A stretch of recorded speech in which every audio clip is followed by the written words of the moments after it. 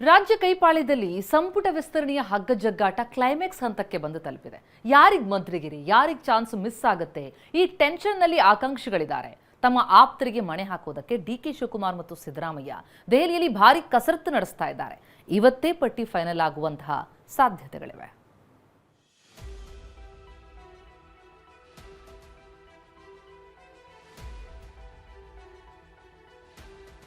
ಗಜಪ್ರಸವದಂತಾದ ರಾಜ್ಯ ಸಂಪುಟ ವಿಸ್ತರಣೆ. ರಾಹುಲ್ ಟೈಮ್ ಕೊಡ್ತಿಲ್ಲ, ಸಚಿವರ ಪಟ್ಟಿ ಫೈನಲ್ ಆಗ್ತಿಲ್ಲ. Hotel Management with AI. Join IIHM, International Institute of Hotel Management.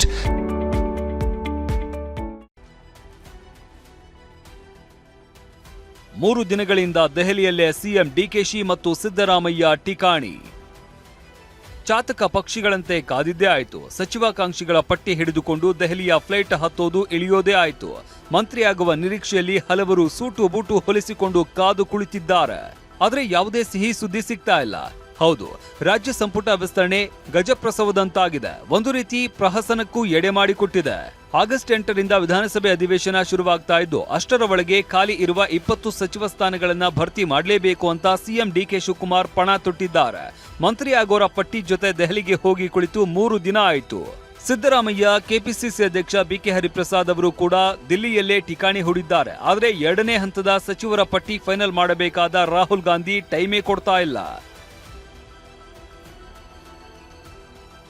ಇವತ್ತಾದ್ರೂ green signal ಕೊಡ್ತಾರಾ ರಾಹುಲ್?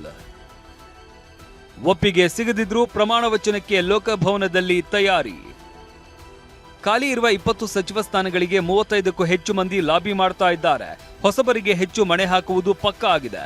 ಡಿಕೆ ಶಿವಕುಮಾರ್ ಒಂದು ಪಟ್ಟಿ, ಸಿದ್ದರಾಮಯ್ಯ ಒಂದು ಪಟ್ಟಿ, ಹೈಕಮಾಂಡ್ದು ಒಂದು ಪಟ್ಟಿ, ಹೀಗೆ 3 ಪಟ್ಟಿಗಳಿದ್ದು ಸಚಿವ ಸ್ಥಾನಕ್ಕೆ ಯಾರ ಹೆಸರು ಫೈನಲ್ ಆಗುತ್ತೆ ಅನ್ನೋದು ಕುತೂಹಲ ಹುಟ್ಟಿಸಿದೆ.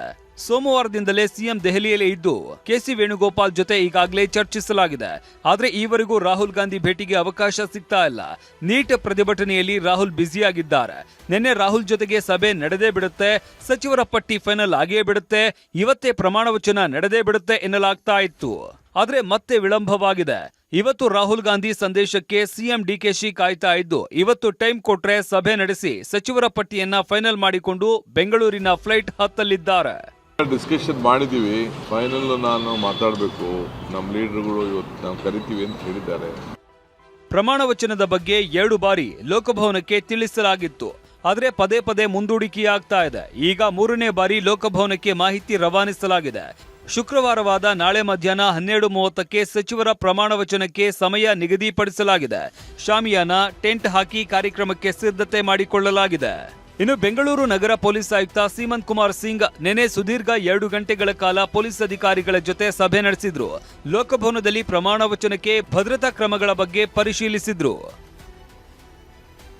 ಜಮೀರ್ ಮುಖದಲ್ಲಿ ಮಂದಹಾಸ, ಗುಡ್ ನ್ಯೂಸ್ ಕೊಡ್ತಾ ಹೈಕಮಾಂಡ್ನ ತುರ್ತು ಬುಲಾವ್ ಮೇರೆಗೆ ನಿನ್ನೆ ದೆಹಲಿಗೆ ಹೋಗಿದ್ದ ಜಮೀರ್ ಅಹಮದ್ ಸಂಜೆ ಬೆಂಗಳೂರಿಗೆ ವಾಪಸ್ ಆದ್ರೂ ತರಾತುರಿಯಲ್ಲಿ ಕಾರ್ ಹತ್ತಿ ತೆರಳಿದ್ರು. ಆದ್ರೆ ಮುಖದಲ್ಲಿದ್ದ ಮಂದಹಾಸ ನೋಡಿದ್ರೆ ಹೈಕಮಾಂಡ್ನಿಂದ ಗುಡ್ ನ್ಯೂಸ್ ಸಿಗ್ತಾ ಅನ್ನೋ ಮಾತು ಸುಳಿದಾಡಿದೆ. ಸಿಎಂ ದೆಹಲಿಯಲ್ಲಿ, ರೈತರು ಕಷ್ಟದಲ್ಲಿ, ವಿಪಕ್ಷಗಳು ಕಿಡಿ. ಸಂಪುಟ ವಿಸ್ತರಣೆಗಾಗಿ ದೆಹಲಿಯಲ್ಲಿ ಸಿಎಂ ಬೀಡು ಬಿಟ್ಟಿದ್ರೆ ಇದೇ ವಿಚಾರ ಇಟ್ಕೊಂಡು ವಿಪಕ್ಷ ನಾಯಕರುಗಳು ಕಿಡಿಕಾರಿದ್ದಾರೆ. ಬರಗಾಲದ, ರೈತರ ಸಮಸ್ಯೆ ಪ್ರಸ್ತಾಪಿಸಿ ಈ ಸರ್ಕಾರ ಇದ್ಯಾ ಇಲ್ವಾ ಅಂತ ಹರಿಹಾಯ್ದಿದ್ದಾರೆ. ಈ ರೈತರ ಸಂಕಷ್ಟಕ್ಕೆ ಸ್ಪಂದನೆ ಮಾಡಬೇಕಾಯ್ತು. ಆದರೆ ನೀವು ಅದನ್ನು ಬಿಟ್ಬಿಟ್ಟು ನಿಮ್ಮ ಅಧಿಕಾರದ ಲಾಲಾಸೆಗೋಸ್ಕರ, ಅಧಿಕಾರ ಕಬಳಿಕೆ ಮಾಡೋಕ್ಕೋಸ್ಕರ, ಲೂಟಿ ಹೊಡೆಯೋದಕ್ಕೋಸ್ಕರ ಇವತ್ತು ರೈತರ ಕಡೆ ನೋಡ್ತಾನೆ ಇಲ್ಲ, ಪ್ರವಾಸ ಮಾಡ್ತಾ ಇಲ್ಲ.